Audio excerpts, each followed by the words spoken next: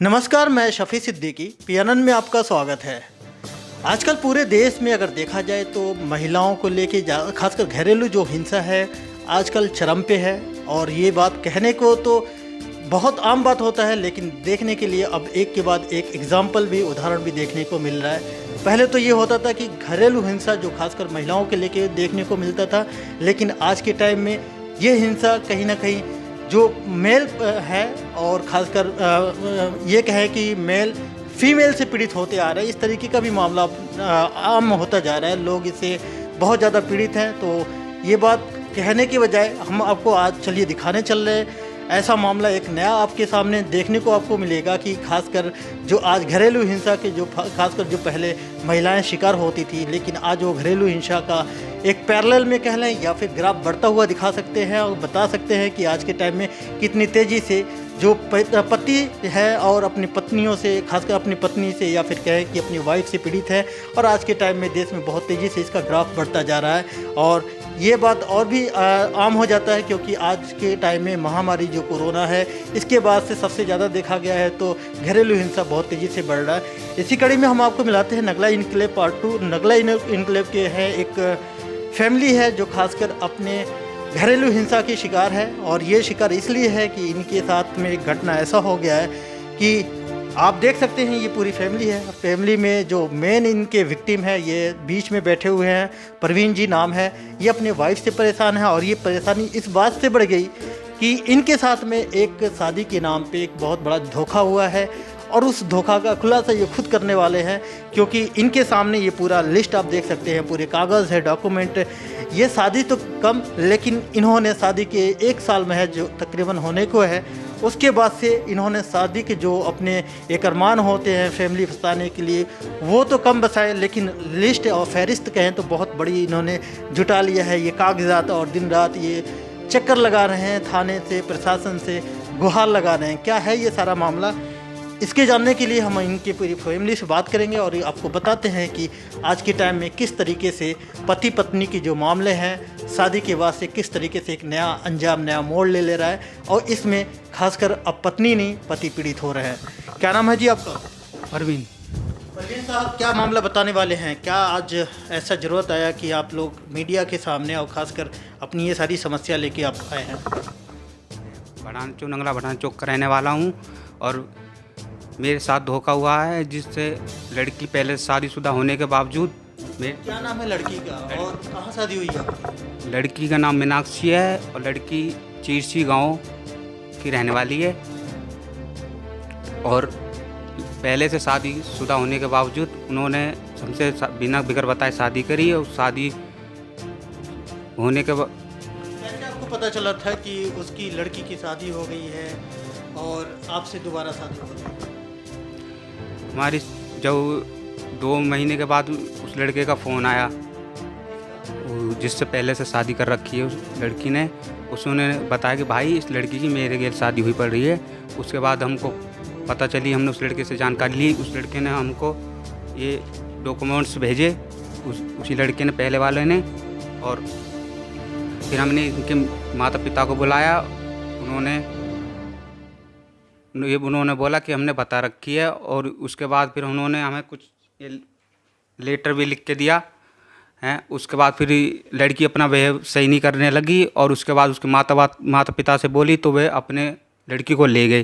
फिर उन्होंने महिला थाने में हमारी FIR करवा दी। उसके बाद हम गए तो उन्होंने, वहाँ की महिला थाने ने हमसे बातचीत करने के लिए की, तो उन्होंने अपनी पैसा की डिमांड मांगी, 8 लाख रुपए। तो उसके बाद फिर हमने पुलिस थानों में भी FIR दर्ज करवाई, तो पुलिस थाने में हमारी कोई कार्रवाई नहीं हो रही है। और पुलिस प्रशासन कह रही है इसमें हमारा कोई रोल नहीं है।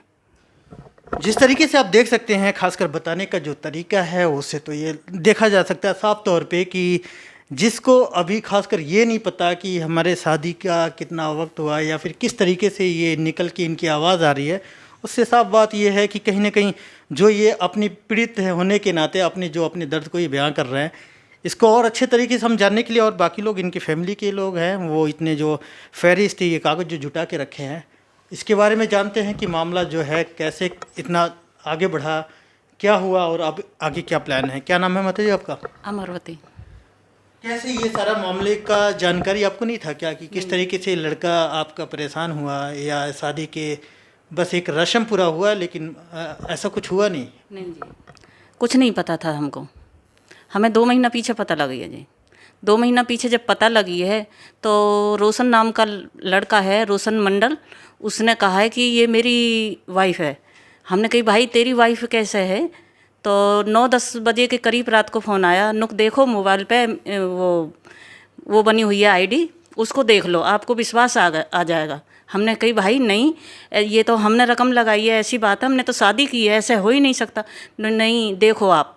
हमने देखा तो उसमें मीनाक्षी मंडल के नाम पे सारी वो जानकारी आ गई। उनने सारी हमारे पास जितनी भी आईडी ही सारी वो हमारे पास भेज दी। जब हमको पता लगा तो मेरा पूरा परिवार पीड़ित हो गया कि ये हमारे साथ धोखा हुआ है, हम कैसे जिएंगे, क्या करेंगे समाज के आगे। हमने उसके लड़की के मम्मी पापा को फ़ोन किया, वे बोले नहीं ऐसा कोई बात नहीं है, आप सो जाओ, ऐसी कोई बात नहीं है, हम देख लेंगे, कुछ नहीं है।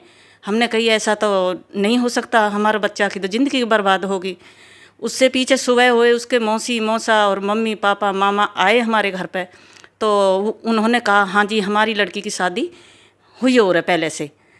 तो हमने बोला कि आपने धोखा क्यों किया हमारे पास, हमारा लड़का दूजिया थोड़ी नहीं है। उन्होंने फिर हमको एक लेटर लिख के दिया है, ये है, हम आप देख लेंगे, इसकी जानकारी पुलिस करेगी या हम करेंगे, कोई ऐसी बात नहीं है।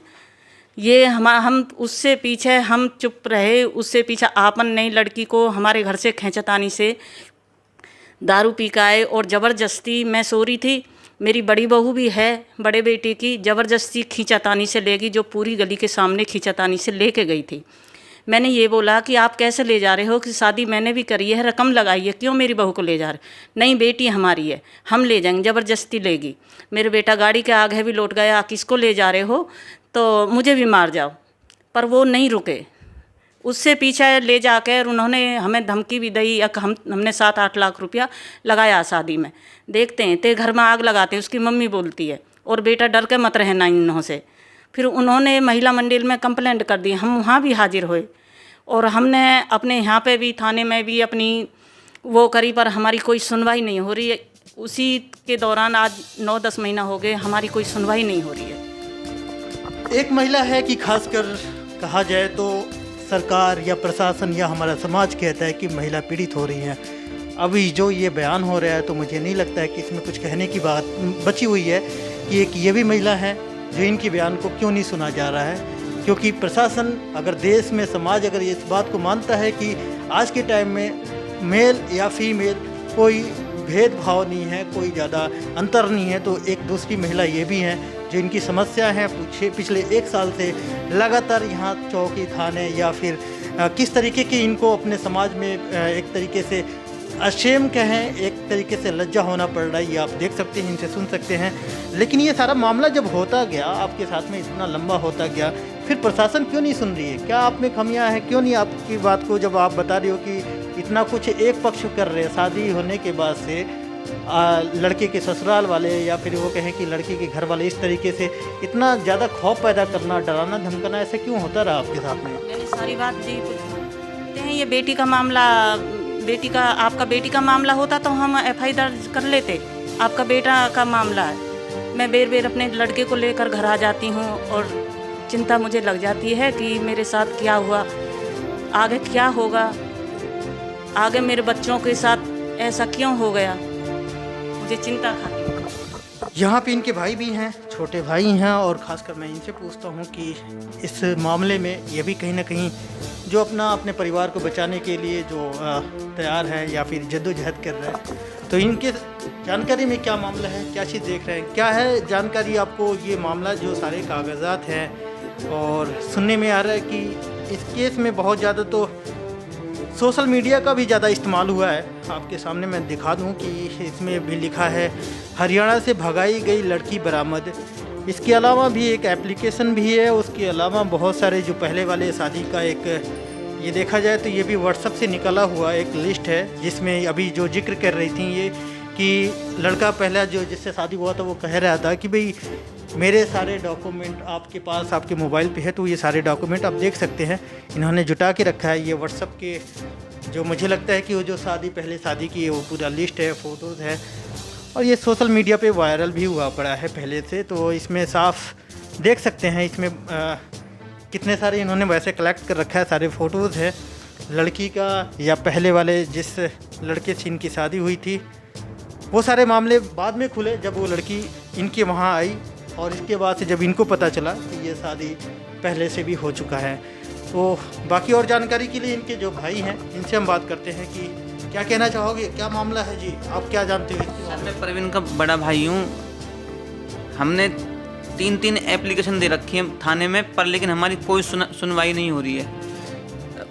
अभी मैंने सीएम विंडो पे एप्लीकेशन लगाई थी, उसमें भी पुलिस वाले ने कोई कार्रवाई नहीं की और बयान लिख के वो भी वापस भेज दी हमारी।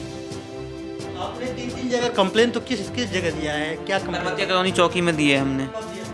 अभी 15-20 दिन हुए हैं जब दी थी, मतलब एप्लीकेशन को तो महीने भर हो गया, पर सुनवाई 15-20 दिन पहले हुई थी, तो उसमें भी कोई कार्रवाई हमारी नहीं हुई है, वो वापस चली गई। दोनों को बुलाया, बयान ले लिए, ऐसे ही पहले ले लिया था, कोई कार्रवाई नहीं होती हमारी। तो सीएम विंडो पे आपने जो कंप्लेन दिया तो उसका क्या हुआ?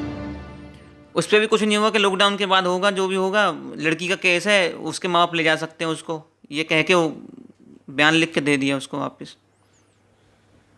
उसके बाद से आप जो इस तरीके की जो चीज़ें दिखाना चाहते हैं, क्या बताना चाहते हैं आखिर में? इस सबको दिखाने का मकसद क्या है, क्या बताना चाहते हैं, क्या कहना चाहते हैं?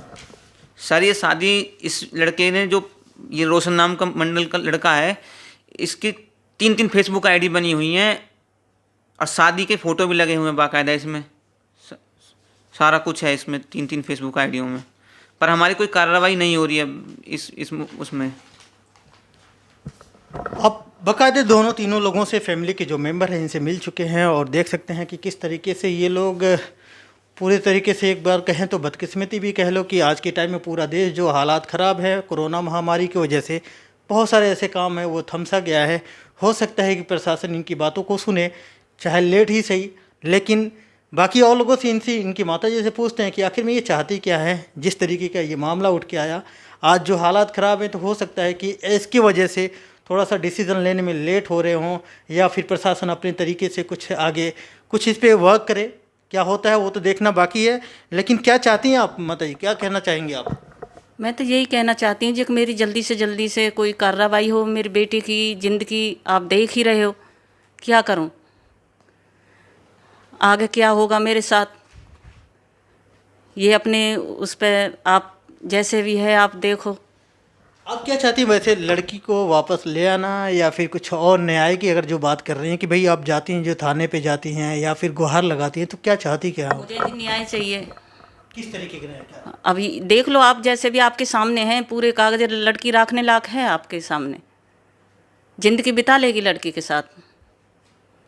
गरीब बंदे हैं जी, रोज़ लाने वाले, रोज़ खाने वाले। सर, आपके सामने एक मामला आया है। परवीन जी हैं, एक शादी हुआ था तकरीबन 1 साल पहले, और लड़की की पता चला बाद में शादी के बाद की इसकी दूसरी शादी है और लड़की ब्लैकमेलिंग कर रही है। मामला क्या है टोटल? सर, मेरे पास परवीन का भाई और उसकी मदर आए।